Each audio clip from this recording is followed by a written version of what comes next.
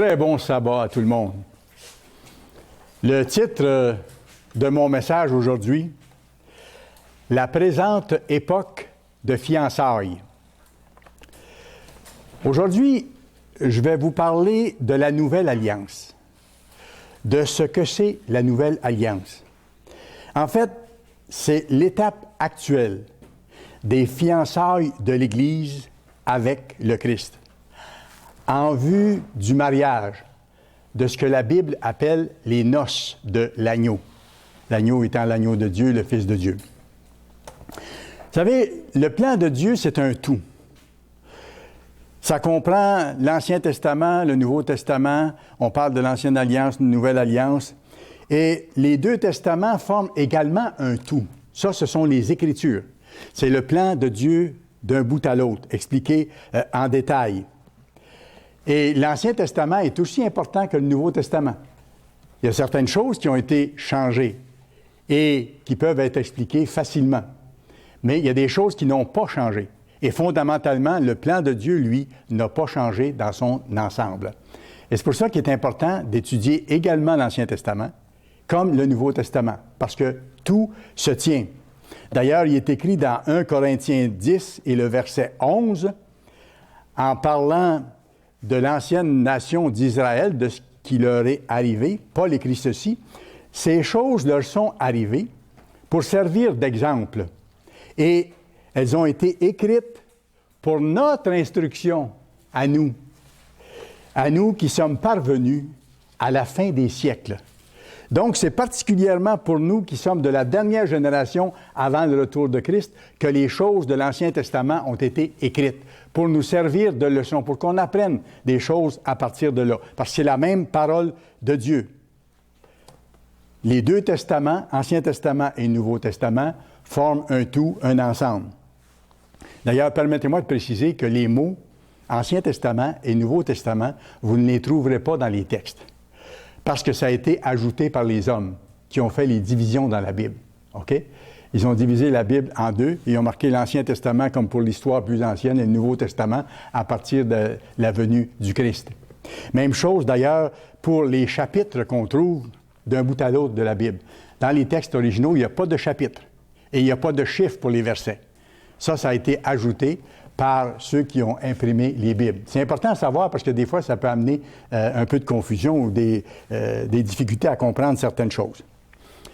Maintenant, je vous pose une question. Est-ce que le Christ a déjà prêché en citant le Nouveau Testament? Jamais. Pourquoi? C'est simple, hein? Parce que le Nouveau Testament n'était pas écrit. Le Nouveau Testament n'était pas écrit. Pourtant, le Christ a cité à maintes reprises les Écritures. Mais de quelles Écritures est-ce qu'il s'agissait? L'Ancien Testament, tout simplement.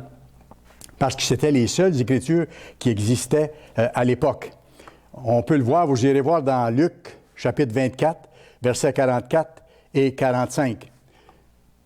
Le contexte de ça, c'est après la résurrection du Christ. Ici, il apparaît sous forme physique à ses disciples et il leur demande s'ils ont quelque chose à manger.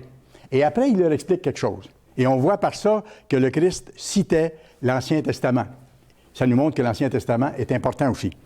Il dit, « C'est là ce que je vous disais, » il parle à ses disciples, « lorsque j'étais encore avec vous, qu'il fallait que s'accomplisse tout ce qui est écrit de moi dans la loi de Moïse, dans les prophètes et dans les psaumes. » Ça, c'est l'Ancien Testament. C'est les différentes divisions de l'Ancien Testament.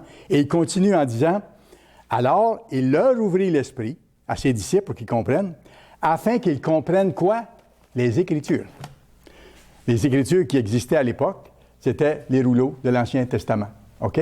Et le Christ les a cités à plusieurs reprises, les apôtres aussi, on le voit. Donc, pour nous, c'est une leçon de dire l'Ancien Testament est important.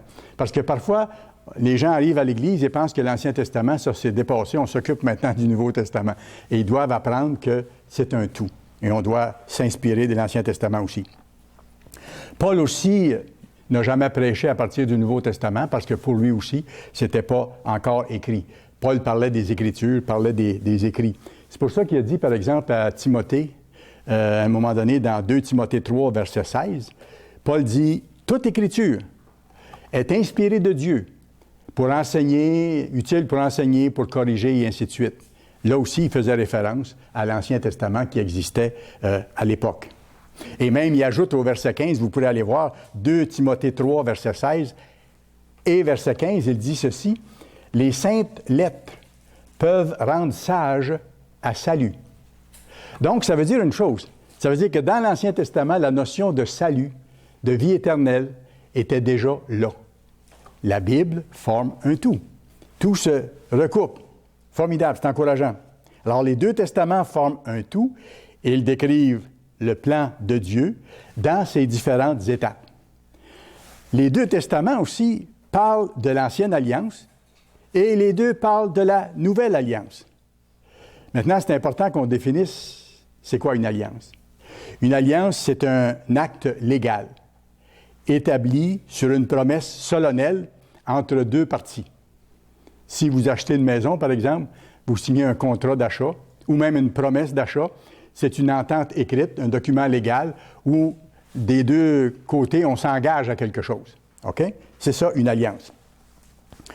Ceux qui forment actuellement le petit troupeau de Dieu, ils sont les appelés, ceux que Dieu a appelés, ceux parmi les appelés qui se sont repentis, et ceux qui se sont repentis, qui se sont préparés, qui ont été baptisés, qui ont été scellés du Saint-Esprit, font partie de cette nouvelle alliance-là. Ils sont entrés dans la première étape du contrat qu'est la nouvelle alliance. Ils sont entrés dans cette première étape-là, étape de fiançailles. Ce n'est pas encore le mariage. Les noces de l'agneau auront lieu quand? Quand le Christ va revenir sur terre. Et les gens qui font partie du petit troupeau de Dieu actuellement sont à l'étape des fiançailles avec le Christ, qui est le futur époux, qui va épouser l'Église à son retour. C'est pour ça que Paul parle de fiançailles lui aussi en ce qui concerne les appelés maintenant, ceux qui font partie de l'Église. Vous irez voir dans 2 Corinthiens 11 et le verset 2. Paul dit ceci, « Je suis jaloux de vous, d'une jalousie de Dieu. » Donc, ce n'est pas une jalousie là, parce qu'il voulait avoir ce que les autres avaient. C'est que je tiens à vous, je veux que vous ne vous perdiez pas, que vous réussissiez, que vous atteigniez le but de la vie éternelle. Paul dit, « Je suis jaloux de vous, d'une jalousie de Dieu, parce que je vous ai fiancé à un seul époux, pour vous présenter à Christ comme une vierge pure. » Et quand on est appelé à quoi? À nous purifier, à changer de vie. Et Paul dit, vous êtes la fiancée du Christ. Et je tiens à vous aider à vous rendre au bout. Au baptême, nous avons pris l'engagement de lui être fidèle, de lui appartenir, de faire sa volonté, de changer de vie par rapport à notre vie de péché d'autrefois, de vivre une vie de pureté, d'obéir aux lois de Dieu. On a pris l'engagement de nous purifier en vue du mariage. C'est ça, en vue de devenir l'épouse de Christ un jour, de nous préparer à ce mariage-là aux noces de l'agneau, qui est la 2e étape de l'engagement. Et cette étape-là, elle est définitive. Pourquoi elle est définitive? Parce que ceux qui auront persévéré jusque-là, dans la promesse des fiançailles, participeront aux noces de l'agneau et recevront la vie éternelle. C'est ça que ça veut dire. C'est pour ça que c'est définitif à ce moment-là. 2e étape de l'engagement, elle est définitive. C'est le moment où la nouvelle alliance sera complétée, rendue à terme, finalisée. Elle aura atteint son but. Apocalypse 19, s'il vous plaît. Apocalypse, chapitre 19. C'est fascinant quand on met ensemble les versets qui expliquent ces choses-là. On voit la puissance de Dieu, on voit la beauté de son plan et le précieux d'être appelé. Apocalypse 19, commençons au verset 6. « Et j'entendis comme la voix d'une foule nombreuse, comme un bruit de grosses eaux, et comme un bruit de forts coups de tonnerre, disant, « Alléluia, car le Seigneur, notre Dieu Tout-Puissant, est entré dans son règne. » Alors, on voit le contexte ici, de quel moment il parle, du moment du retour de Christ, où il va entrer dans son règne. Maintenant, allons plus loin, verset 7. « Réjouissons-nous, soyons dans l'allégresse, donnons-lui gloire, car les noces, le mariage de l'agneau, sont venus. Le temps du mariage est arrivé. Son épouse s'est préparée. Ça, c'est nous. Nous qui sommes la fiancée de Christ, qui sommes à l'époque des fiançailles. On doit se préparer. Et on voit très bien, on n'ira pas aujourd'hui au complet là-dedans, mais c'est très bien expliqué dans Matthieu chapitre 25, avec la parabole des vierges folles et des vierges sages. Les vierges sages se préparent aux noces de l'agneau, de sorte que quand l'agneau arrive, elles sont prêtes. Elles ne manquent pas le bateau, elles ne manquent pas leur coup, elles ne sont pas rejetées. Elles sont prêtes, elles se sont purifiées, elles n'étaient pas parfaites, mais elles ont continué avec l'aide de Dieu. Les noces de l'agneau sont venues, son épouse s'est préparée. Et si vous allez à Matthieu 25, verset 10, je vous le cite en passant, c'est écrit « L'époux arriva », le retour du Christ, celles qui étaient prêtes entrèrent avec lui dans la salle des noces, et la porte fut fermée. Les autres vierges qui étaient folles, qui ne s'étaient pas préparées, n'entrèrent pas à l'intérieur du festin des noces de l'agneau. Alors, regardez le verset 8. On peut recommencer au verset 7 pour bien se situer. « Réjouissons-nous et donnons-lui gloire, soyons dans l'allégresse, car les noces de l'agneau sont venues, son épouse s'est préparée. » Verset 8. « Et il lui a été donné de se revêtir de fin lin, éclatant, pur, car le fin lin, ce sont les œuvres justes des saints. » Alors, voyez-vous, la période de fiançailles dans laquelle nous nous trouvons, c'est une période active de préparation, de faire des œuvres de justice de Dieu, de développer ça avec l'aide de Dieu. C'est ce à quoi nous avons la responsabilité de nous engager et de maintenir la persévérance en ce moment, jusqu'au retour de Christ qui approche de plus en plus. Le temps se fait de plus en plus court. C'est pour ça qu'il faut prendre conscience de ça et le mettre en pratique de bonne façon. Maintenant, je vais plus loin. Le rôle du Christ par rapport à ça, il est central. De toute façon, le rôle du Christ dans le plan de Dieu, il est absolument, essentiellement central. Le Christ, c'est celui, comme la Bible dit, par qui et pour qui ont été créées toutes choses. C'est le chef suprême de l'Église, selon la volonté du Père. C'est la pierre angulaire de tout l'édifice. C'est le rocher des siècles. On pourrait rajouter d'autres qualificatifs qui décrivent le rôle central du Christ. Allez maintenant dans le livre de Malachie, juste avant le livre de Matthieu, le dernier livre de l'Ancien Testament. Ça fait le pont avec le Nouveau Testament. Malachie, chapitre 3. Le prophète Malachie a annoncé le rôle essentiel du Christ par rapport à la nouvelle alliance sous laquelle nous sommes actuellement.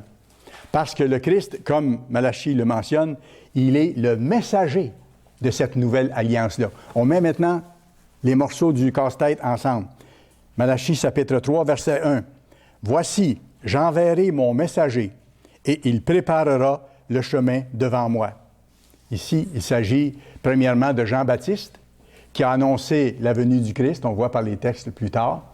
Alors Jean-Baptiste a eu ça comme fonction. « Voici, j'enverrai mon messager, il préparera le chemin devant moi. » C'est comme si c'était le Christ qui parle. Et regardez, verset 1, juste après. « Et soudain, entrera dans son temple le Seigneur que vous cherchez. » Et quel est le rôle de ce Seigneur qu'on cherche, qui devait entrer dans son temple? « Et le messager de l'alliance que vous désirez, voici, il vient. » Alors le Christ, le Messie, il est le messager de cette nouvelle alliance-là qui devait remplacer l'ancienne alliance, qui a son rôle particulier à jouer. Et quand il dit ici que le Seigneur va soudain entrer dans son temple, on le voit parce que 400 ans plus tard, vous pourrez regarder dans les textes, dans Jean 2, Jésus a marché en personne à l'intérieur du temple à Jérusalem. Il a chassé les vendeurs. Et il a aussi prêché dans le temple, prêché l'Évangile à différentes occasions, en tant que messager de quoi? De la nouvelle alliance, sous laquelle nous sommes actuellement. Allez maintenant à Jérémie, s'il vous plaît. Jérémie, chapitre 31, dans l'Ancien Testament. Jérémie, chapitre 31. Cette nouvelle alliance-là, elle est très importante. C'est elle qui va déboucher sur le monde de demain, c'est elle qui va déboucher sur la vie éternelle, c'est elle qui va voir naître la famille de Dieu, c'est elle qui va voir débuter, en fait, le reste de l'éternité. C'est sur ça que la Nouvelle Alliance va déboucher. Et cette Nouvelle Alliance-là, je vous disais tantôt que l'Ancien Testament et le Nouveau Testament, ça forme un tout, ça annonce la même chose. La Nouvelle Alliance avait été annoncée non seulement par Malachie, qui parlait du messager de la Nouvelle Alliance, mais elle a été annoncée par de nombreux prophètes, dont Jérémie ici. Jérémie 31, et on va lire à partir du verset 31.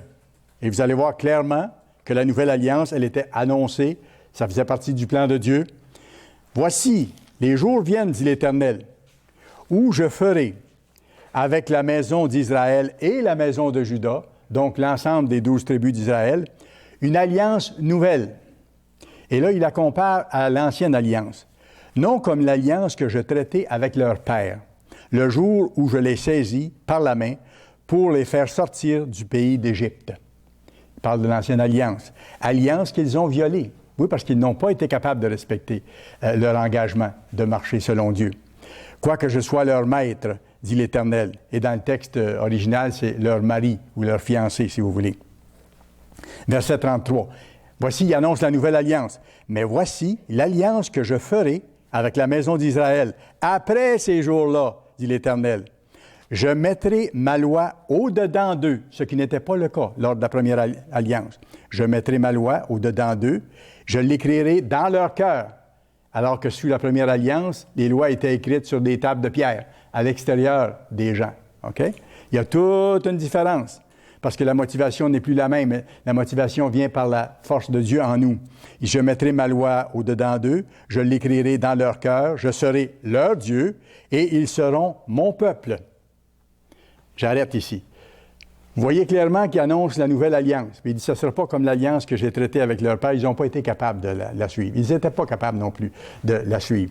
C'est pour ça que dans la deuxième alliance, comme on va voir, Dieu a donné les moyens pour que nous, aujourd'hui, nous soyons capables de vaincre, capables d'arriver au but et capables de recevoir la vie éternelle comme don que Dieu veut nous donner. Il y a toute une différence.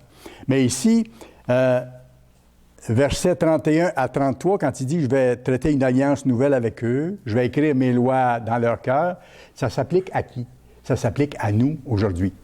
Ça a commencé avec ceux sous la nouvelle alliance à partir de la Pentecôte, si vous voulez, ou à partir de la venue du messager de la nouvelle alliance. Ça s'applique à nous aujourd'hui, qui sommes les prémices, dans le fond, de la nouvelle alliance. Et ça va s'appliquer plus tard à d'autres personnes, à ceux qui seront encore vivants physiquement après le retour de Christ et que Dieu va appeler à ce moment-là. Ils se verront offrir la même possibilité de choisir de vivre selon Dieu ou non, comme ça vous est offert à vous aujourd'hui et à moi. C'est ça. Dieu est juste. Dieu procède par étapes. Actuellement, Dieu prépare une petite équipe pour être capable d'enseigner les êtres humains à ce moment-là et les aider à faire le chemin que nous, on doit faire maintenant. Alors, c'est formidable. Ça s'applique donc, le fait d'avoir les lois écrites dans les cœurs à nous, maintenant, qui sommes appelés, qui devons changer intérieurement. C'est un processus qui dure toute la vie, avec l'aide de Dieu. Dieu le sait. Il sait qu'on n'est pas parfait immédiatement, mais il nous encourage. Il dit, persévérez, tenez bon. Je ne vous délaisserai pas, je ne vous abandonnerai pas, je vais vous aider. Demandez et vous recevrez. Et quand on demande l'aide, qu'on est faible, qu'on a des besoins, Dieu répond quand on veut faire sa volonté. Alors, ça s'applique à nous aujourd'hui. Pas au reste du monde. Au reste du monde qui seront encore vivants, après le retour de Christ, là, ça va s'appliquer. Et ils pourront demander à leur tour, recevoir l'aide de Dieu au moment où ils seront appelés. Et là, Dieu va permettre qu'ils puissent se repentir, être baptisés, recevoir le Saint-Esprit et voir les lois de Dieu à leur tour être écrites dans leur cœur, être motivés à le faire et à être capables de le faire. Maintenant, je vais plus loin. Je vais vous expliquer un petit passage après qui vous a sans doute intrigué dans le passé et qui va peut-être jeter un peu de lumière là-dessus. Dieu dit à partir du verset 34, « Celui-ci n'enseignera plus son prochain, ni celui-là son frère, en disant « Connaissez l'Éternel », car tous me connaîtront, depuis le plus petit jusqu'au plus grand, dit l'Éternel, car je pardonnerai leur iniquité et je ne me souviendrai plus de leurs péchés. » Ça fait curieux, parce qu'on a l'impression que dès que Dieu écrit les lois dans le cœur, les gens n'ont plus besoin d'être enseignés. Est-ce que c'est vrai? C'est pas vrai. On a besoin d'être enseignés. D'ailleurs, si vous regardez dans Éphésiens 4, je ne me rappelle plus les versets exactement, il dit Il a donné les uns comme apôtres, les autres comme docteurs, les autres comme ministres, comme enseignants, pour aider les gens à développer leur foi et à apprendre les choses. Ça, c'est pour nous, maintenant, dans la petite Église de Dieu. Dieu a mis un ministère pour nous enseigner. On a besoin d'être enseigné maintenant. D'accord, les lois sont écrites dans nos cœurs, mais on est enseigné par le gouvernement de Dieu, par les ministres de Dieu. Bon, ça, c'est une chose. Mais ça va plus loin. En fait, ce que Dieu fait ici, c'est qu'il donne une image, il fait une projection du résultat futur, final de son plan. Ce qu'il dit, en fin de compte, c'est qu'il étend les choses dans le temps et il dit, quand tout ça sera fini, quand le 1000 ans sera passé, quand le 100 ans sera passé et qu'il ne restera plus d'êtres humains physiques, que tous ceux qui auront choisi de lui appartenir seront devenus des êtres spirituels éternels, faisant partie de la famille de Dieu. Comprenez-vous qu'à ce moment-là, ils n'auront plus besoin d'être enseignés. Parce que tous vont être des êtres spirituels, devenus parfaits, capables de ne plus jamais pécher, connaissant parfait Dieu et connaissant parfaitement le Christ aussi. Alors, le dernier bout ici, le verset 34, Dieu fait une projection dans le futur en disant, regardez ce qui va arriver au bout de mon plan quand il ne restera plus d'êtres humains physiques. Quand ils seront tous devenus des êtres spirituels, ceux qui auront accepté de marcher dans mes voies, ils n'auront plus besoin d'être enseignés, ils seront membres de la famille de Dieu. Ils connaîtront les choses parfaitement. C'est important que je vous donne cette nuance-là parce que parfois on lit ça, puis on se demande pourquoi ça arrive là et qu'est-ce que ça veut dire au juste. Et c'est important qu'on le sache parce qu'on voit en même temps avec quelle précision Dieu a établi son plan et comment tout est là. On comprend au fur et à mesure qu'on avance. Alors, c'est sûr que ce ne sera pas après le retour de Christ, comme je vous ai dit, qu'il n'y aura plus besoin d'enseignants. Parce que quand vous allez voir, par exemple, dans Ésaïe 2, verset 3, après le retour de Christ, il va rester des êtres humains physiques et ils auront besoin d'être enseignés. Ils vont même demander d'être enseignés. Ils vont vouloir comprendre pourquoi la grande détresse est arrivée. Comment vivre heureux? Comment fonder une famille? Comment élever des enfants? Comment se comporter pour rendre les autres heureux et être heureux? Et avoir accès à la vie éternelle. Et regardez Ésaïe 2, verset 3, après le retour de Christ, comment les peuples survivants de la grande détresse et de la Troisième Guerre mondiale vont réagir. Ésaïe 2, verset 3. Des peuples s'y rendront en foule à Jérusalem, qui sera le quartier général du Christ. Il y aura son quartier général là-bas. Des peuples s'y rendront en foule et diront, « Venez et montons à la montagne de l'Éternel, à la maison du Dieu de Jacob. » Pourquoi? Afin qu'il nous enseigne ses voies et que nous marchions dans ses sentiers. Voyez-vous pourquoi que le verset 34 ici, qui dit « Personne n'aura plus besoin d'enseigner l'autre », ça ne peut pas s'appliquer au millénium après que le Christ soit revenu, parce que les gens vont avoir besoin d'être enseignés et vont même le demander. C'est pas encore là. OK? Et si on va après ça, après le millénium, quand tous les humains qui ont vécu au cours de l'histoire seront ramenés à la vie pour avoir, et là Dieu est juste, à leur tour, l'occasion de se voir offrir, de choisir la vie plutôt que la mort, à ce moment-là, ils auront besoin d'être enseignés les choses de Dieu. On le voit clairement dans la Bible aussi. Allez dans Apocalypse chapitre 20. Apocalypse chapitre 20, versets 11 et 12. On parle ici de la deuxième résurrection. Tous ceux qui ont vécu dans l'histoire depuis Adam et Ève, qui n'ont jamais été appelés par Dieu, la vaste majorité, et ceux de notre époque, qui mourront d'ici le retour de Christ aussi. Puis je vis un grand trône blanc et celui qui était assis dessus. La terre et le ciel s'enfuirent devant sa face et il ne fut plus trouvé de place pour eux. Et je vis les morts, les grands et les petits, qui se tenaient devant le trône. Voyez-vous, pour que les morts se tiennent devant le trône, c'est le trône de Dieu, le Christ sera à Jérusalem, c'est parce qu'ils seront ramenés à la vie. Ils seront debout devant le trône pour enfin être enseignés ce qu'ils ont besoin d'apprendre, ce que nous, on avait besoin de comprendre à notre époque, puis que Dieu nous a donné de comprendre. Ce sera leur tour. Et je vis les morts, les grands et les petits, qui se tenaient debout devant le trône. Des livres furent ouverts. La Bible contient plusieurs livres. Ces mêmes livres-là seront ouverts pour eux, qui sont ouverts pour nous maintenant. Et on leur expliquera qu'est-ce que ça veut dire, c'est quoi le plan de Dieu, quel est l'appel de Dieu, comment ça fonctionne, et ainsi de suite. Des livres furent ouverts, et un autre livre fut ouvert, celui qui est le livre de vie. Et parmi ceux-là, ceux qui vont se repentir, et ce sera la vaste majorité, j'imagine, vont regretter leur faute, demander le baptême, recevoir l'imposition des mains, recevoir le Saint-Esprit, et à ce moment-là, leur nom sera écrit dans le livre de la vie éternelle. Comme c'est le cas maintenant pour ceux qui sont baptisés et qui se font imposer les mains par un ministre de Dieu. Et les morts furent jugés selon leurs œuvres, d'après ce qui est écrit dans ces livres.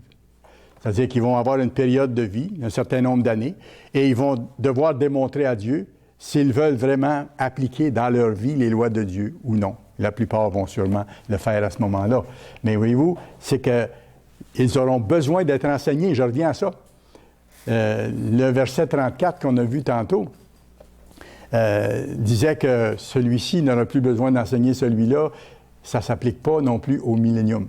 Ce que Dieu voulait dire, c'est qu'après tout ça, quand tous les êtres humains qui auront à être changés seront changés en êtres spirituels, plus personne n'aura besoin d'être enseigné le plan de Dieu parce qu'ils en feront partie de la famille divine. Ils auront atteint le but. Fantastique comment Dieu est précis dans son plan. Alors le Christ, c'est le messager de la nouvelle alliance. C'est le fiancé. Maintenant, on va voir rapidement quelques aspects majeurs de la nouvelle alliance. C'est important qu'on voit ça et que ce soit clair dans notre esprit. C'est tellement encourageant. Les 10 commandements sont la base de la nouvelle alliance. Les 10 commandements sont la base de la nouvelle alliance. Ici, je fais une petite parenthèse parce qu'il y a plusieurs personnes dans le monde, de toutes sortes de religions, même chrétiennes, qui pensent à tort que l'ancienne alliance apportait la loi et que la nouvelle alliance, elle, apporte la grâce. C'est-à-dire que les lois de Dieu, autrement dit, sont abolies et que maintenant on peut faire ce qu'on veut, que le Christ a même obéi aux lois à notre place. Mais ce n'est pas biblique, c'est une erreur, c'est une fausseté qui malheureusement induit les gens en erreur. Regardez simplement, vous irez voir dans Matthieu 5, verset 17, le Christ a bien pris la peine, à plusieurs reprises, mais là en particulier, c'était très clair de dire « Je ne suis pas venu pour abolir la loi, mais pour l'accomplir. » C'est très clair, c'est noir sur blanc. Et après, il donne des exemples de comment la vraie loi de Dieu, dans sa dimension spirituelle, elle est beaucoup plus large que juste la lettre de la loi. C'est pour ça qu'à certains endroits, c'est écrit « La lettre de la loi tue ». Pourquoi? Parce que si on s'en tient seulement à la lettre de la loi et qu'on n'a pas l'esprit de la loi, qu'on fait simplement dire je ne tue pas quelqu'un physiquement, mais je peux l'haïr, bien, je transgresse la loi pareil et je suis encore sous l'amende de la loi. La lettre tue, c'est-à-dire que si je ne respecte que la lettre de la loi, je ne respecte pas vraiment la loi de Dieu et je suis encore sous l'amende de la loi.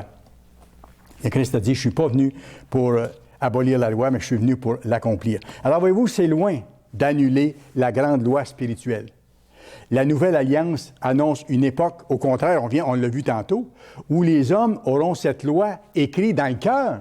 C'est la même loi. Elle n'est pas abolie. On a vu qu'il va l'écrire dans le cœur à mesure. Il le fait pour nous maintenant.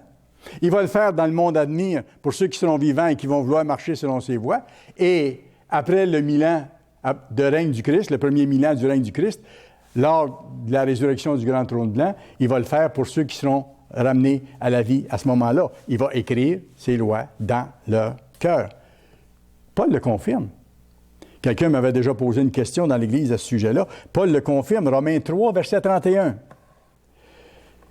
Paul dit, « Anéantissons-nous donc la loi ou annulons-nous donc la loi par la foi? » Et il répond tout de suite, « Au contraire, nous confirmons la loi. » Oui, ça ne peut pas être plus clair que ça, ni plus simple que ça. Quand on met ensemble ces versets-là, on voit que ça n'a jamais changé. Au contraire, nous confirmons la loi.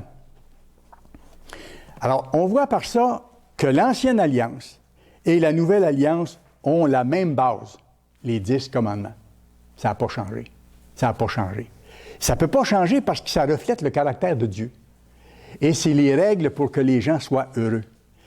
Et par rapport à leur Créateur et par rapport aux autres autour de nous. Deutéronome 4, verset 13. On voit exactement en quoi consistait l'Ancienne Alliance. C'est simplement les 10 commandements de Dieu. Deutéronome 4 et le verset 13. Qu'est-ce qui est écrit ici? Il définit clairement en quoi consiste l'ancienne alliance. Il publia son alliance qu'il vous ordonna d'observer. Et là, il dit c'est quoi l'ancienne alliance? Les 10 commandements. Il les écrivit sur 2 tables de pierre. C'est simple, hein? Quand on met ça ensemble, on voit aussi que l'ancienne alliance ne consistait qu'en 10 commandements, pas autre chose. C'est très, très clair. C'est important qu'on le voit aussi. Parce que les gens disent qu'il y a toutes sortes de choses d'abolies, la loi est abolie. Oui, il y a des choses d'abolies, on va le voir. Mais les 10 commandements, eux, n'ont jamais été abolis. Ils étaient la base de l'ancienne alliance et ils forment la base de la nouvelle alliance.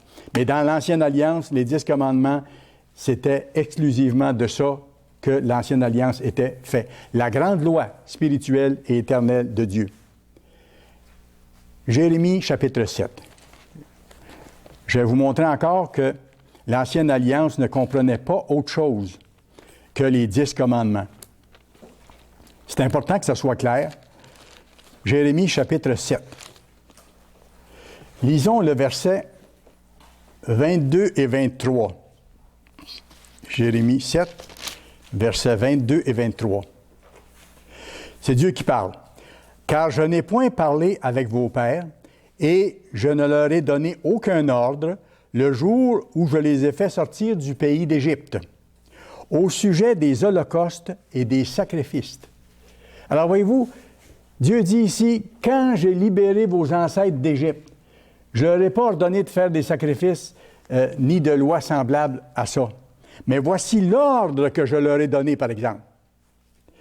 Écoutez ma voix, et je serai votre Dieu, et vous serez mon peuple. Marchez dans toutes les voies que je vous prescris. » Et qu'est-ce qu'il leur a prescrit? Les 10 commandements. On vient de voir, l'alliance, c'était les 10 commandements. Afin que vous soyez heureux. Alors, il a bien dit, « Car je n'ai point parlé avec vos pères, et je ne leur ai donné aucun ordre le jour où je les ai fait sortir du pays d'Égypte, au sujet des holocaustes et des sacrifices. » Il ne leur a pas demandé de faire d'holocaustes et de sacrifices à ce moment-là. Il leur a simplement donné la loi. Il leur a donné à ce moment-là aucune loi sacrificielle. C'est venu plus tard pour leur rappeler qu'ils avaient péché et pour symboliser qu'il devait y avoir un sacrifice énorme qui allait être fait par après, par le Christ, l'agneau parfait de Dieu qui allait donner sa vie, lui, pour payer l'amende de nos fautes. Et là, ça allait avoir comme résultat de pouvoir payer l'amende de nos fautes. Mais les offrandes d'animaux ne payaient pas l'amende des fautes des gens, absolument pas. Il y avait aussi des lois cérémonielles qui ont été rajoutées après, comme les lois pour le temple et tout ça, mais aujourd'hui, il n'y a plus de temple physique. Donc, il n'y a plus de loi par rapport à l'organisation physique du temple. Le temple de Dieu aujourd'hui, c'est l'Église de Dieu, c'est le corps du Christ. Et les sacrifices que nous offrons, c'est nous-mêmes, dans notre façon de vivre. Le Christ dit « Soyez des sacrifices vivants ». Paul en parle. Alors, voyez-vous, ça change, ça vient à un autre niveau pour ceux qui ont la loi de Dieu écrite dans leur cœur. Moïse confirme également ça, que l'ancienne alliance, c'était seulement les 10 paroles ou les 10 commandements. Deutéronome 5 et le verset 22. Deutéronome 5 et le verset 22.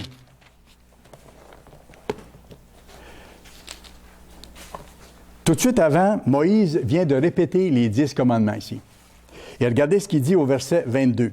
« Telles sont les paroles que prononça l'Éternel à haute voix. » C'est intéressant parce que vous avez dans la Bible de Chouraki, Chouraki parle des 10 paroles au lieu des 10 commandements. Ça revient au même, là, mais c'est une façon imagée un peu de le dire. « Telles sont les paroles ou les 10 paroles que prononça l'Éternel à haute voix sur la montagne au moment où il a donné les 10 commandements, du milieu du feu, des nuées et de l'obscurité, et qu'il adressa à toute votre assemblée, sans rien ajouter. » Avez-vous remarqué?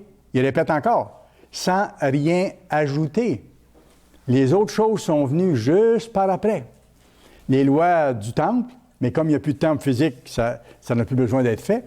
Et les sacrifices d'animaux que Dieu a commandés par après ont cessé le jour où le Christ, l'agneau parfait, a donné sa vie.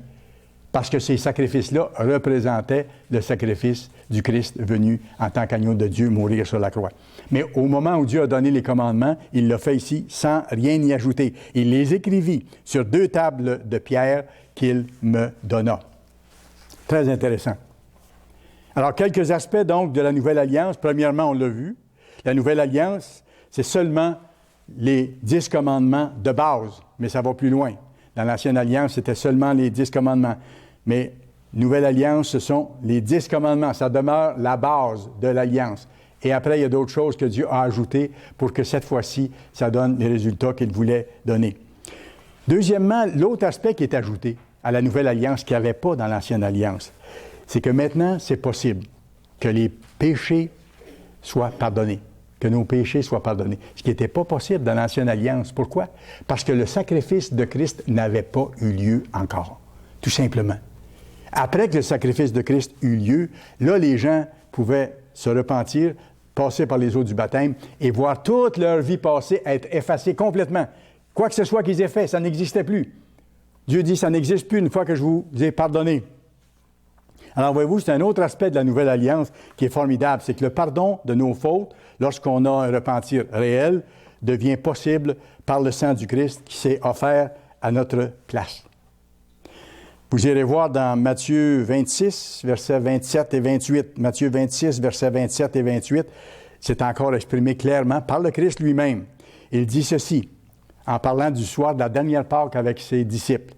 Le Christ dit, il prit ensuite une coupe, et après avoir rendu grâce, il la leur donna en disant, « Buvez-en tous, car ceci est mon sang. » Et regardez après, le sang de l'Alliance. Alors, voyez-vous, pour que la Nouvelle Alliance existe, qu'elle soit effective, il fallait qu'il y ait le sang du Christ de versé. Et le soir de la Pâque, il a dit, voici, le vin maintenant que vous allez prendre lorsque vous allez prendre la Pâque. Vous n'avez plus besoin de tuer un petit agneau. Ça me représentait. Maintenant que je suis venu et que je donne ma vie, vous n'avez plus besoin d'utiliser un agneau. Vous allez prendre un peu de vin qui représente mon sang versé pour vous. Et ce sang-là, c'est le sang de l'Alliance nouvelle qui est rendu possible, qui est répandu pour beaucoup. Pourquoi? Pour le pardon des péchés qui devient maintenant possible sous la Nouvelle Alliance, ce qui n'était pas le cas dans l'Ancienne Alliance. Tout ça, c'est tellement, tellement, tellement encourageant. Alors, un des aspects, donc, de la Nouvelle Alliance, c'est que les 10 commandements restent la base de la Nouvelle Alliance. Deuxièmement, le pardon de nos fautes est devenu possible. Et troisièmement, Dieu donne son Saint-Esprit, c'est-à-dire sa puissance, pour que nous puissions changer, ce qui n'était pas le cas dans l'Ancienne Alliance. Dieu donne son Saint-Esprit pour que nous puissions changer, vaincre graduellement nos faiblesses et avoir un dépôt de la vie éternelle, un paiement initial, si vous voulez. C'est pour ça qu'il est écrit que la Nouvelle Alliance, elle comprend de meilleurs éléments que la Bible appelle de meilleures promesses, qui n'étaient pas incluses dans l'Ancienne Alliance. Ça change tout. C'est pour ça qu'il est écrit dans Hébreux 8, verset 6. Hébreux 8 et le verset 6. Mais maintenant, il, le Christ, a obtenu un ministère d'autant supérieur qu'il est le médiateur d'une alliance plus excellente que la première alliance, qui a été établie, cette deuxième alliance, sur de meilleures promesses. Sur de meilleures promesses. Quelles sont ces meilleures promesses de la Nouvelle Alliance qui n'étaient pas là sous l'Ancienne Alliance? Premièrement, comme j'ai souligné rapidement tantôt, le Saint-Esprit est maintenant disponible pour ceux qui veulent obéir à Dieu. La puissance en nous qui nous rend capables de changer et de vaincre. Et là, je mets le verset préféré de M. Meredith, Galates 2, verset 20. Ça décrit bien que les combats qu'on mène pour vaincre nos faiblesses, pour tenir le coup, pour persévérer, ce n'est pas nous qui devons les mener. Si on essaie de mener ces combats-là nous-mêmes, on est voué à l'échec. Il faut le demander au Christ, se soumettre à lui, le supplier, de lutter pour nous et de lutter en nous. Et c'est pour ça que Galates 2, verset 20 dit « J'ai été crucifié avec le Christ ». Ça, c'est ce qui se passe au moment de notre baptême, pour ainsi dire. On est lavé par le sang du Christ. On est comme si on était crucifié avec lui. J'ai été crucifié avec le Christ. Et si je vis, ce n'est plus moi qui vis. Oui, je ne suis plus seul, là. C'est le Christ qui vit en moi et qui mène mes combats. Je rajoute ça parce que c'est là qu'on peut compter sur lui pour nous donner la victoire. On a un rôle à jouer, on a notre part à faire, mais c'est le Christ qui nous donne la victoire. 2 Corinthiens 3, verset 18 nous dit ceci. « Nous sommes transformés en la même image que le Christ, de gloire en gloire, par l'Esprit du Seigneur. Voyez-vous comment Dieu agit en nous, par sa puissance? Le Christ, le chef de l'armée de l'Éternel, notre Créateur, notre grand frère formidable. Alors ça, c'est une des meilleures promesses de la Nouvelle Alliance. Le Saint-Esprit qui fait ça en nous et pour nous si on se soumet, si on le supplie.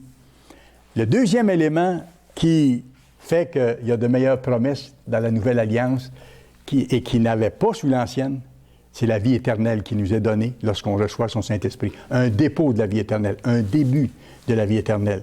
Ce n'était pas le cas dans l'Ancienne Alliance. Absolument pas. Absolument pas.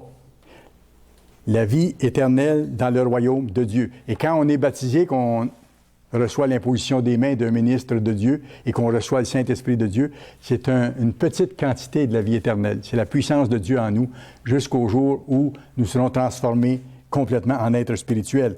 Et c'est pour ça qu'il est écrit dans 1 Jean, chapitre 2, verset 25. 1 Jean, chapitre 2, verset 25, c'est tellement encourageant. On voit la deuxième belle promesse que comprend la Nouvelle Alliance. En plus du Saint-Esprit, ça dit ceci.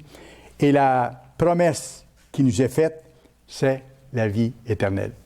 C'est la vie éternelle. Extraordinaire.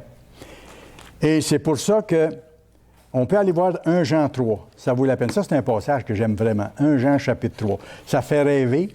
Ça nous montre ce qui s'en vient lorsque le Christ va revenir. Ce qui va arriver à ses fidèles serviteurs, ceux qui ont été appelés, qui se sont repentis, qui ont reçu le Saint-Esprit, qui ont tenu bon malgré les obstacles, les difficultés, malgré les luttes et tout ça. Ces gens-là seront transformés complètement. On vient de le voir, qu'on est transformé de gloire en gloire par l'Esprit du Seigneur jusqu'à la gloire totale, d'être parfaitement comme le Christ.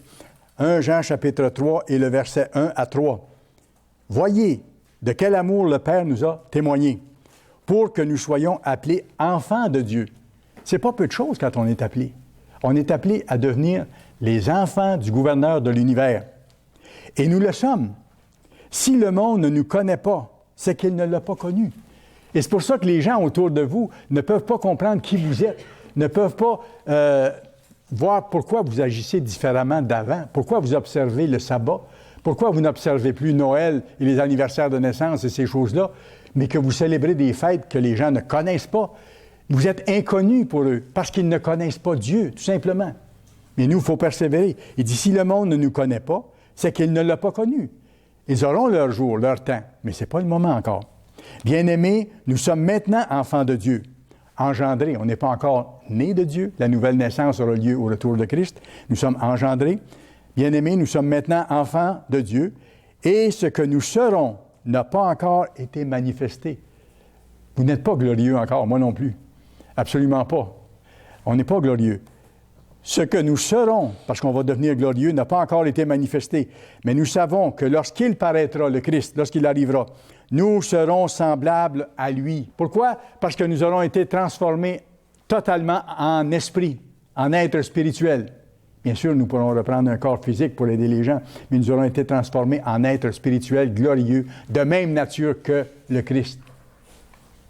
C'est d'ailleurs pour cette raison-là que nous allons pouvoir épouser le Christ, que l'Église pourra épouser le Christ, parce que nous serons de même nature que lui, de même niveau d'existence que lui. C'est formidable, tout ça se tient également. Mais nous savons que lorsqu'il paraîtra, nous serons semblables à lui, parce que nous le verrons tel qu'il est. On ne peut pas le voir tel qu'il est dans sa forme actuelle. Parce qu'on regarde au début du livre d'Apocalypse, ses yeux sont comme une flamme de feu dans son état spirituel actuel. Mais à ce moment-là, on pourra le voir tel qu'il est parce que nous serons devenus comme il est. C'est ça, de même niveau d'existence. Et verset 3, regardez notre rôle maintenant en tant que fiancés de Christ. Au temps des fiançailles où nous sommes. Quiconque a cette espérance en lui se purifie comme lui-même est pur. Formidable. Tout ça, ça se tient. Maintenant, je vais vous montrer autre chose dans la Bible qui se rapporte à ça comme il faut. Paul a donné une analogie qui peut sembler curieuse au point de départ. Allez dans Galates chapitre 4. Galates chapitre 4. Ça parle des deux alliances, ça les compare. Et ça va nous aider à comprendre ce passage-là de la Bible qui parfois est nébuleux. Galates chapitre 4. Paul explique ici la différence fondamentale entre l'Ancienne Alliance et la nouvelle alliance. Il donne une analogie par l'histoire d'Agar et de Sarah. Okay? Ce sont les deux femmes par lesquelles Abraham a eu des enfants, deux fils. Bon. Le contexte, vous vous en rappelez, c'est que Dieu avait promis à Abraham qu'il aurait une descendance. Abraham espérait avoir un enfant, mais ça a pris du temps. Et entre-temps, ce qui est arrivé, c'est qu'il a suivi les conseils de son épouse. Comme on voit dans l'histoire, c'était à ce moment-là la mode, pour ainsi dire, que quand quelqu'un ne pouvait pas avoir d'enfant, il allait vers une concubine ou vers une autre femme pour avoir des enfants. Alors son épouse lui a dit, « Va vers ta servante Agar et aie un enfant, ce sera notre descendance, on va l'adopter. » Il ne fallait pas faire ça, bien sûr. Il y a eu un prix à payer pour ça, mais ça, je vous donne ça, le contexte. C'est deux femmes d'Abraham qui ont eu chacun un fils. Ça, c'est le contexte. Maintenant, Paul, dans le contexte ici de Galates 4, qu'est-ce qu'il fait? C'est qu'il reproche aux Galates de retourner à leurs anciennes coutumes païennes. Je ne lirai pas tout le contexte, vous pourrez le lire chez vous si vous voulez. Galates chapitre 4, commençons à lire au verset 21. « Dites-moi, vous, gens de Galates, là, vous qui voulez être sous la loi, ne comprenez-vous point la loi? » Alors, ce qu'il est en train de leur dire ici, il dit, « Vous ne voulez pas être conduits par l'Esprit de Dieu? Vous voulez être encore sous la loi, c'est-à-dire sous l'amende de la loi? » Il vient de leur dire avant, vous êtes retournés à vos anciennes pratiques. Vous voulez être sous l'amende de la loi? Vous ne voulez pas être guidés par le Saint-Esprit? Je vous donne un autre passage juste un petit peu plus loin qui explique ça un peu plus. Allez dans Galates 5 et le verset 18. Il parle encore aux Galates. Ça explique ce que je vous dis. « Si vous êtes conduits par l'Esprit Saint de Dieu, vous n'êtes point sous la loi. Vous n'êtes point sous la pénalité de la loi si vous êtes conduit par l'Esprit. Pourquoi? Parce que vous obéissez à la loi de Dieu. Vous n'êtes pas sous l'amende de la loi. Vous êtes sous la juridiction de la loi, d'accord? Vous vous mettez en position pour obéir aux lois de Dieu. Donc, vous n'êtes pas sous l'amende. Mais il dit, si, c'est ça qui vient, je reviens au verset 21, il dit, vous voulez être sous l'amende de la loi, vous retournez à vos anciennes pratiques. Il est un peu sarcastique dans sa façon de parler ici. Alors, dites-moi, vous voulez être sous la loi, sous l'amende de la loi, ne pas vous laisser guider par l'Esprit? Et je continue maintenant au verset 22. J'arrive au contexte d'Abraham, des deux dames. Car il est écrit qu'Abraham eut deux fils, un de la femme esclave et un de la femme libre. Mais celui de l'esclave naquit selon la chair. C'est-à-dire que ça a été une décision humaine. Ils ont réglé les choses à leur façon. Quand ils ont vu que la promesse de Dieu n'arrivait pas assez vite, ils ont dit, on va s'arranger pour avoir un enfant. On n'attendra pas que ce soit Dieu qui nous le donne. On va trouver un moyen de faire les choses à notre façon. Alors, c'est pour ça qu'il dit ici, celui de l'esclave naquit selon la chair. Et celui de la femme libre, Sarah, naquit en vertu de la promesse. Quelle promesse que Dieu avait faite? Comme de quoi Abraham allait avoir un fils, un enfant. Et c'est arrivé plus tard. Verset 24. Ces faits ont une valeur allégorique, car ces femmes sont deux alliances. Et là, il compare tous les deux aux alliances. L'ancienne alliance, Agar, et la nouvelle alliance, Sarah. L'une du mont Sinaï, enfantant pour la servitude, c'est Agar. Car Agar, c'est le mont Sinaï en Arabie. Et elle correspond à la Jérusalem actuelle, qui est dans la servitude avec ses enfants. Ici, je fais une petite pause. La Jérusalem qu'il y avait à l'époque, la ville de Jérusalem, les gens étaient encore sous l'amende de la loi. Ils étaient dans la servitude comme ceux sous l'ancienne alliance qui ne pouvaient pas s'en sortir. Mais ils étaient en même temps non seulement esclaves de leur péché, ils étaient encore dans leur péché, mais ils étaient esclaves de la force des Romains qui occupaient la ville de Jérusalem. Donc, ça avait un double sens, si vous voulez. Vous êtes encore sous l'esclavage de la méchanceté, vous n'êtes pas convertis, vous ne changez pas, vous n'êtes pas capable de changer, mais en même temps, vous êtes sous l'autorité des Romains qui vous écrasent, comme Satan vous écrase et vous tient dans le péché et dans le mal. C'est ça qu'il dit. Il correspond à Jérusalem actuelle, qui est dans la servitude avec ses enfants. Mais la Jérusalem d'en haut, c'est là que nos noms sont inscrits. Elle qui va descendre sur terre. Nous sommes citoyens des cieux, notre citoyenneté est là. Mais la Jérusalem d'en haut, elle est libre. C'est notre mère. Voyez-vous, il fait une différence, il fait une comparaison entre Agar et Sarah. C'est vraiment intéressant de voir de quoi il s'agit. Alors, les gens étaient spirituellement esclaves du péché et physiquement esclaves des Romains. C'est ce qu'il dit, Jérusalem, Agar, c'est la même chose, c'est comme l'ancienne alliance. Mais notre mère patrie céleste, elle, c'est pour ceux qui marchent vers le royaume de Dieu dans la loi de liberté. C'est représenté par Sarah. C'est vraiment intéressant quand on regarde les choses sous cet angle-là, qu'on met ensemble, comme je vous disais tantôt, les morceaux du casse-tête, si vous voulez. L'ancienne alliance proposée au mont Sinaï laissait les gens dans la servitude ou dans l'esclavage. Leurs fautes n'étaient pas pardonnées et ils ne pouvaient pas vaincre non plus. Le peuple transgressait les lois et ils étaient incapables de les observer, même dans la lettre. Ils ne pouvaient pas même les observer juste dans la lettre. Ce n'était pas possible. Ce qui devient possible pour nous aujourd'hui, dans la lettre et dans l'esprit. Ça fait partie de notre combat. Et deuxièmement, l'ancienne alliance ne permettait pas d'échapper à l'amende du péché qui est la mort éternelle. Alors que pour nous, maintenant, sous la nouvelle alliance, ça nous permet, par le sacrifice de Christ, d'être purifiés totalement, et même quand on se trompe, de demander encore pardon pour lutter, pour vaincre encore davantage, à ce moment-là, d'avoir la possibilité de s'en aller vers la vie éternelle et de ne pas avoir sur nos épaules l'amende de la mort éternelle. La pratique d'œuvres diverses et de rituels ne peut pas enlever le péché. Il y avait des rituels dans l'Ancien Testament, les lois cérémonielles, les lois de sacrifice et tout ça. Ça n'enlevait pas le péché, absolument pas.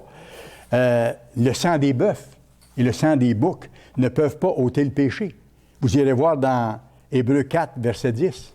Hébreux 4, verset 10, il est écrit, « Il est impossible que le sang des taureaux et des boucs ôte les péchés. » Parce que c'était un symbole, ça représentait le fait qu'il devait plus tard y avoir un sacrifice parfait, le Christ qui allait se donner lui-même en tant que créateur, donner sa vie pour payer l'amende de toutes les fautes de l'humanité. Voyez-vous, l'ancienne alliance symbolisée par Agar laissait les gens dans leur servitude. Pourquoi? Parce que la loi divine, sans le sacrifice expiatoire de Jésus-Christ et sans un changement rendu possible par la puissance du Saint-Esprit, la loi divine ne sert qu'à démontrer notre impuissance. La loi est là, mais on ne peut pas le faire, comme eux, dans l'Ancienne Alliance, ne pouvaient pas le faire. Mais nous, on peut le faire par la puissance de Dieu.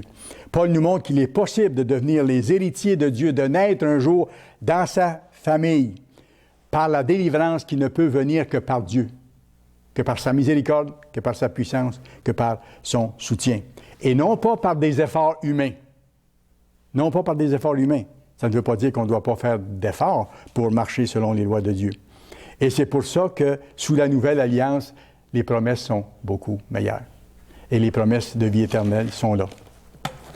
Maintenant, je pose une question en terminant. Qu'est-ce que fait le Christ en ce moment? Qu'est-ce que fait le Christ en ce moment? Éphésiens 5, versets 25 à 27.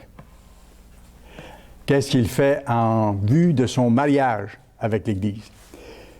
Christ a aimé l'Église et s'est livré lui-même pour elle, afin de la sanctifier en la purifiant et en la lavant par l'eau de la parole, pour faire paraître devant lui cette Église glorieuse, son épouse, sans tache, ni ride, ni rien de semblable, mais sainte et irréprochable. Sainte et irréprochable. Et c'est intéressant parce que si on continue à travailler pour nous purifier, pour marcher dans ses voies, pour développer le caractère de Dieu, il va nous rendre parfaits, même si on ne l'est pas encore le jour de son retour. Il y a une promesse extraordinaire qu'on trouve dans Philippiens 1 et le verset 6. Justement, je citais ça cette semaine à une personne qui disait j'aimerais ça me rendre au bout, j'aimerais ça terminer le chemin que Dieu m'a montré à faire pour faire partie de sa famille. J'ai dit, ben oui, vous allez y arriver si vous faites votre part, parce qu'il y a une promesse extraordinaire. Philippiens 1, verset 6. Paul dit, « Je suis persuadé que celui qui a commencé en vous cette bonne œuvre de vous amener à la vie éternelle, de vous donner la victoire sur vos faiblesses, de vous aider de changer complètement, celui qui a commencé en vous cette bonne œuvre, la rendra parfaite. » Pas vous, c'est lui qui va la rendre parfaite. Pour le jour de Jésus-Christ. Quel jour? Le jour où le Christ va revenir. Parce que la veille de son retour, vous ne serez pas encore parfait, moi non plus. Il faudrait être encore là, en train de se perfectionner, par exemple. Mais il dit, il va nous rendre parfaits ce jour-là. Ne vous inquiétez pas. C'est ce que j'ai dit à la personne que j'ai rencontrée il y a quelques jours et qui voulait avoir l'assurance de se rendre là-bas. J'ai dit, c'est impossible à vous d'y arriver. Mais le chef de l'armée de l'Éternel, c'est le Tout-Puissant. Si vous marchez dans ses voies, si vous le suppliez de vous aider, si vous le laissez vivre en vous, et si vous lui demandez de livrer bataille pour vous, il va le faire. Et il va appliquer cette promesse-là. Il va vous rendre parfait le jour de son retour. Formidable. À la résurrection ou au changement instantané d'être physique en être spirituel pour les chrétiens fidèles qui seront encore vivants, l'Église se sera totalement libérée du péché. Wow! À ce moment-là, on sera capable de ne plus jamais, jamais, jamais pécher. Sans aucune souillure. Sans aucune souillure. Elle aura revêtu la sainteté et la perfection de la famille divine qu'on vient de voir. Perfection qui est promise par le Christ, qui va terminer en nous l'œuvre qui a été commencée. Et c'est pour ça que Paul, je reviens à ça, j'ai donné ce verset-là tantôt, c'est pour ça que Paul a dit dans 2 Corinthiens 11, verset 2, « Je suis jaloux de vous, d'une jalousie de Dieu, parce que je vous aime, je ne veux pas que vous manquiez votre coup. Je veux vous aider à arriver à terme, parce que je vous ai fiancé à un seul époux, pour vous présenter à Christ comme une vierge pure. » Formidable. C'est dans les plans de Dieu. Voyez-vous, la nouvelle alliance n'a pas encore été ratifiée finalement, complètement, totalement. Le Saint-Esprit a commencé à graver ses lois et la pensée de Dieu en vous, sur vos cœurs, si vous avez à cœur de vivre selon ses lois. Dieu a commencé par son Esprit à graver ses lois dans le cœur des appelés, en vous donnant même de comprendre les choses et en vous guidant si vous lui demandez de le faire, puis en vous rendant de plus en plus capable d'obéir aux lois, non seulement dans la lettre, mais aussi dans l'esprit, de plus en plus amplement, pour en arriver complètement à le faire. Et dès qu'on reçoit le Saint-Esprit, on doit l'utiliser pour croître dans la connaissance, dans la grâce, dans les services aux autres. C'est formidable. Hébreux 13, verset 20. Hébreux 13, verset 20, en terminant le dernier verset. « Que le Dieu de paix, qui a ramené d'entre les morts le grand berger des brebis, par le sang d'une alliance éternelle, notre Seigneur Jésus, vous rende capable, on vient de voir sa promesse, de toute bonne œuvre pour l'accomplissement de sa volonté. Qu'il fasse en vous ce qui lui est agréable, par Jésus-Christ, auquel soit la gloire au siècle des siècles. Amen. » L'époque des fiançailles sera alors terminée au moment des noces de l'agneau. Le mariage de Christ et de son Église aura lieu. Il y a une petite phrase qui est tellement agréable à entendre et à lire dans Apocalypse 19, verset 9. Et ça s'adresse à ceux qui sont appelés actuellement et qui se tournent de tout cœur vers leur Créateur. Heureux les appelés aux noces de l'agneau.